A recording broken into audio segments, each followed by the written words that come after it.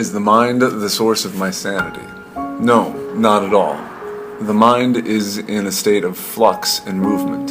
The mind that you woke with this morning is gone by noon and has totally transformed once more by nightfall. How is that a good source for sanity? Your mind will sometimes attempt to behave sanely, but you have to understand that it can only give you the most superficial form of sanity. Toss one small challenge at it, and the entire pretense falls apart.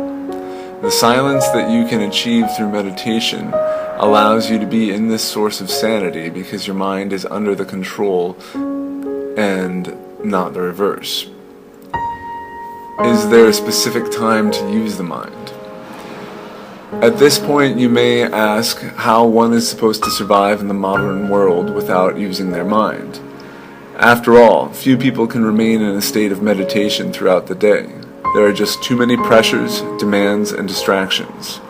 The answer is that you will use your mind, but in a way that shows you are the master of it.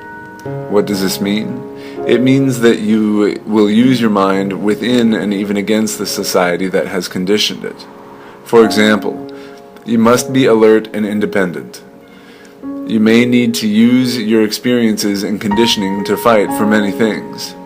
Often, this is not going to come from your consciousness, but it is instead going to be sourced directly from your mind. The mind has tremendous capacities.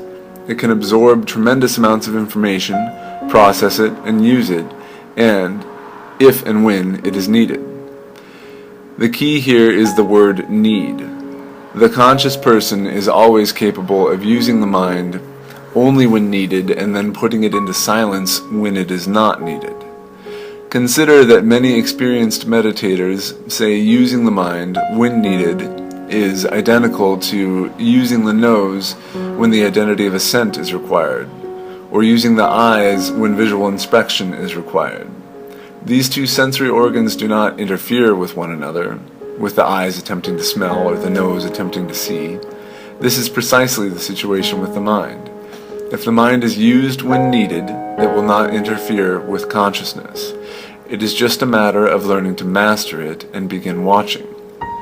This goal can be clarified even farther once you begin learning the meaning of identification.